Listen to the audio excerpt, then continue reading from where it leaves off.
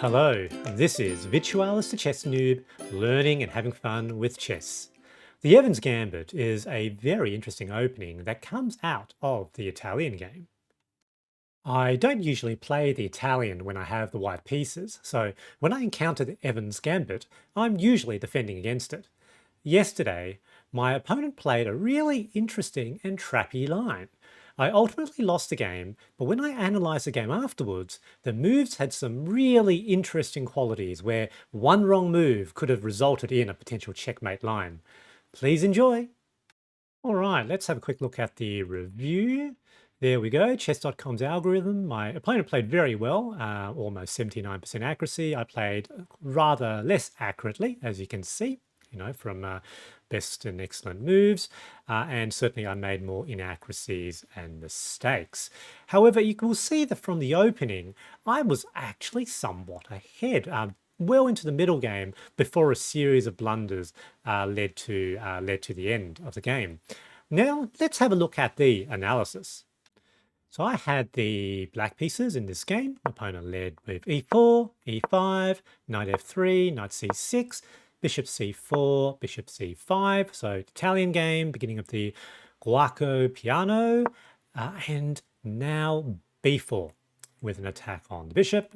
So basically gambiting the pawn, and this is Evans Gambit. Now in Evans Gambit, it is not good to decline the gambit. There is nothing good in declining the gambit, so you should capture. And the usual response is now c3. And here, black has a number of responses. I think a5 is now considered the main line, but you can sort of stop here, here, here, and even maybe there, though that's not particularly good. So any of these squares are generally okay. I've taken to playing bishop e7, which is the Anderson defense, or the Anderson variation. And the reason for that is it allows the putting of the knight onto a5, which controls these two squares. And it basically stops the queen going to b3, lining up for a very powerful attack against the f7 pawn. So that's the reason I usually play that. So opponent plays d4. Here I immediately make my knight move to a5. So this is all still theory. We're basically equal. And they immediately whacked with bishop. So that's interesting. I knew that was probably objectively bad, but not easy to play. So capture with king. So they capture with check. King back to e8, so I knew that that was probably the correct move, I think I might have faced this previously before.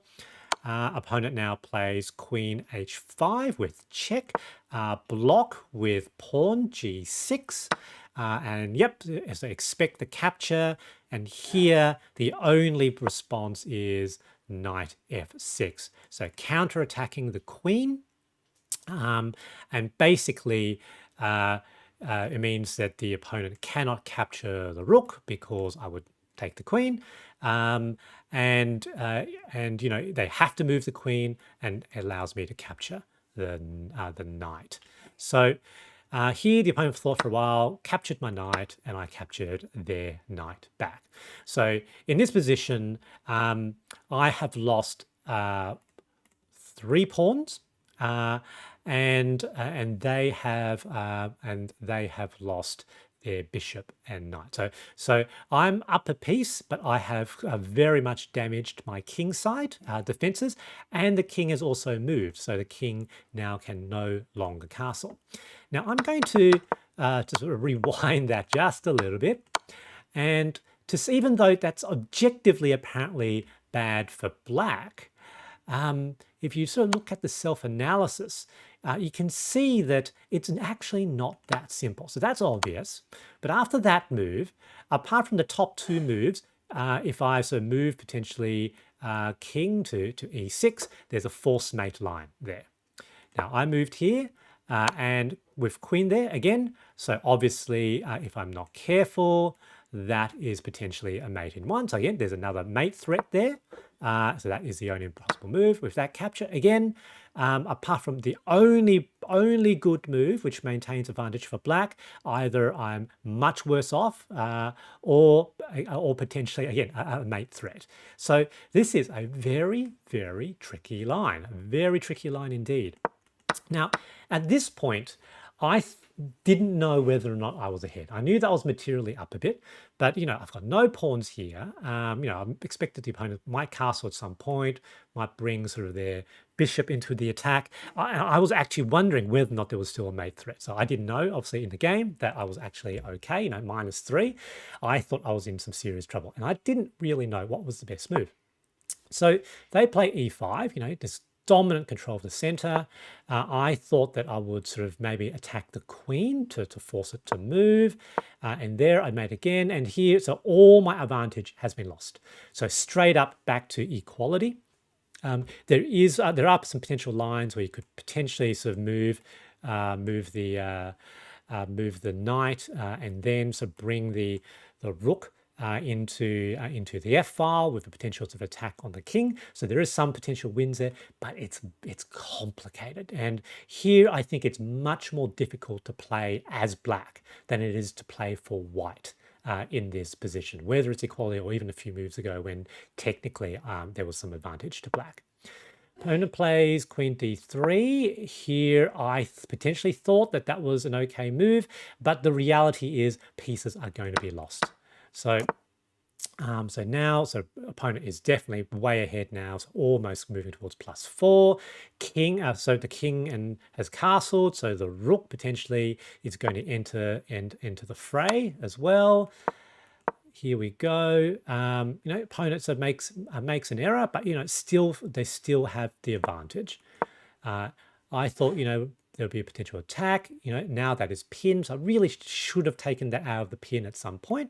Though apparently this is good, and the reason is that good is that they must respond, because if they don't respond, there's a potential back rank mate for the opponent. Yep, so Stockfish reckoned that was better. I thought he may be trying to protect my material. Yep, some serious trouble now for me. And yeah, I make a few more moves, and basically I'm completely losing now. So +19, 3 attackers.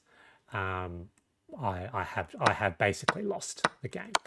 And yeah, and basically opponent sort of does a sort of mate.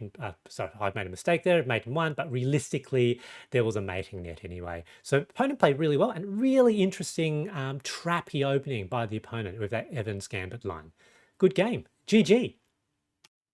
What I found fascinating in this game is that although the computer evaluation reckoned that I was quite a bit ahead, around -2, right after I survived the attack by bishop, knight and queen, it certainly didn't feel like I was winning. My kingside defenses were damaged, having lost 3 of 4 pawns, I had lost the right to castle, and the opponent had a commanding control of the center with their pawns. Indeed, although I may have been theoretically ahead, it was a very difficult position to play. I often replay positions during analysis with one of the chess.com bots, rated at around 1200, to explore possibilities. Usually I win without much difficulty, but I repeatedly lost against the bot from this position. If you play the Italian, the Evans Gambit is definitely well worth trying out. I hope you enjoyed this video, and thanks for watching.